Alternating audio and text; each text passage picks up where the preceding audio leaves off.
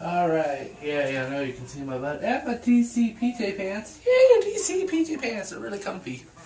Also, on that note, yes, I'm wearing a Chiefs shirt. Yes, I had a bad season, but you know what? Kept Broncos from going to the playoffs, didn't they? Ha! And yeah, I know some of you people might be from Denver, but you know what? Na boo boo. Ha ha. Anyways, obviously, if you're watching this, you hopefully watched part 1 of this. I'm going to go ahead and just say a 4-part series. So, on go. Finish up this I don't own it but still loved it part of my top 20 of the decade. Except in 2009, obviously, because I already put my top 5 of 09 up. And I'll probably put that on as an adaptation somewhere around here. I don't know. You know, on the first movie.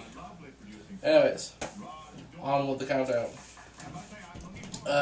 Wait. 1, 2, 3, 4. Okay. It's like, did I screw up? Anyways.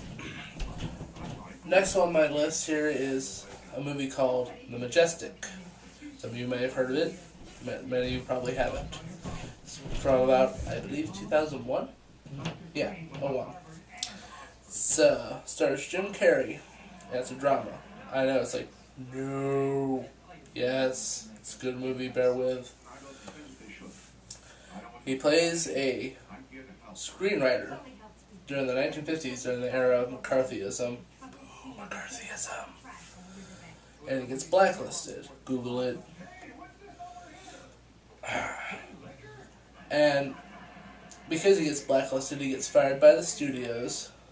Well, by the studio he works for. And of course, he falls into a massive funk. During this said funk, he drives off a ravine. Well, drives off a bridge into a ravine.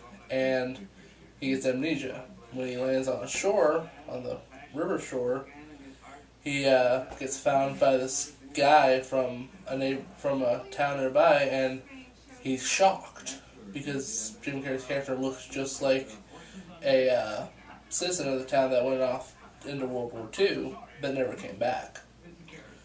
So the rest of this film was kind of spent, Jim Carrey kind of exploring this person's life and trying to figure out, is he the soldier or is he the screenwriter? Watch the movie and find out. But it's excellent. Very, very good movie. Pretty heartwarming flick. I liked it. And I got to see it for free in school. Yay, English class.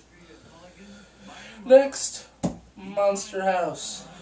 Now, this is another one of Robert Zemeckis' movies, with the CGI and the motion capture, much like Beowulf or Polar Express or even Christmas Carol that came out earlier, near the end of 2009. Except he didn't direct it, he just produced it along with Spielberg. But it's about these 3 kids who, have to find a monster house. It's in the title, for Christ's sake. But it's a cute little movie. It's adventurous. The CGI is pretty solid, not like, oh my god. But overall, it's good stuff. I liked it. I liked it. I stutter a lot. I suck. But it's a great movie, despite the fact that Napoleon Dynamite is in it. I hate that guy. I'm so glad he's not in any movies anymore.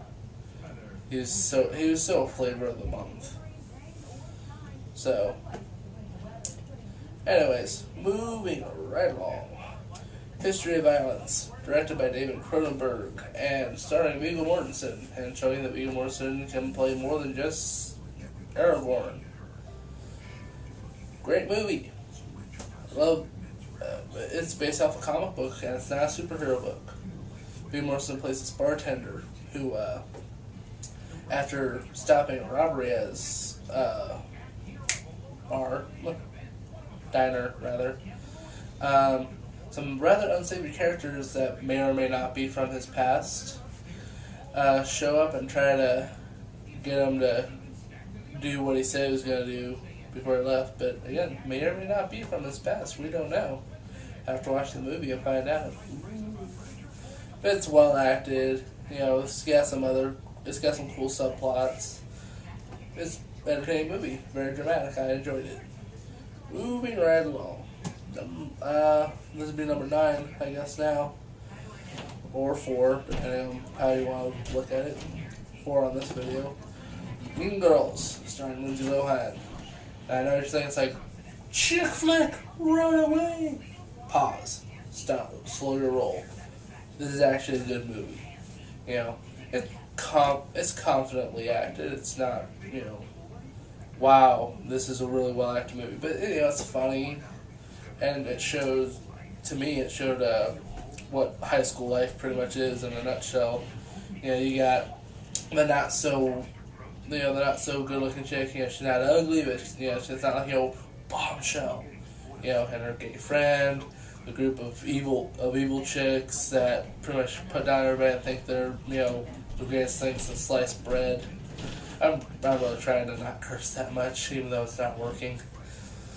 But I mean, it's just a great movie, and Tina Fey's pretty funny in it. But it's everyone else that really makes the movie. The younger cast members. Tina Fey's just kind of there. She has 1 or 2 moments. Moving right along, final part. Decided to include a documentary here, most for variety's sake. I really struggled with variety because I just struggle with variety. I do. I know what I like. But this was a good documentary. It's a documentary about something I do like, obviously. But unless it's a documentary. Metallica's Some Kind of Monster. It's a documentary of the making of their Saint Anger album, which sucked, but Death Magnetic is good. Go check it out. It's freaking awesome. Rick Rubin's a genius. And how, man, so much crap happened to Metallica when they were trying to make this album. It was ridiculous. I mean, you figure Lars got into that whole fight with Napster. Jason Newsted left the band, and James Hetfield had to go into rehab for his alcohol abuse. And then they had to find a new bass player to replace Newsted, and they found one, obviously, in Robert Trujillo, who was awesome. Pardon the cough. Anyways, that's my list of movies that I enjoyed from this decade that I just don't own.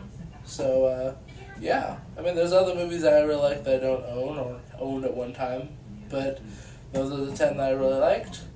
And next part will be DVDs that I own, that I enjoyed, that I want to recommend to you people. Shutting off the camera so that way I can upload it. Peace be with you.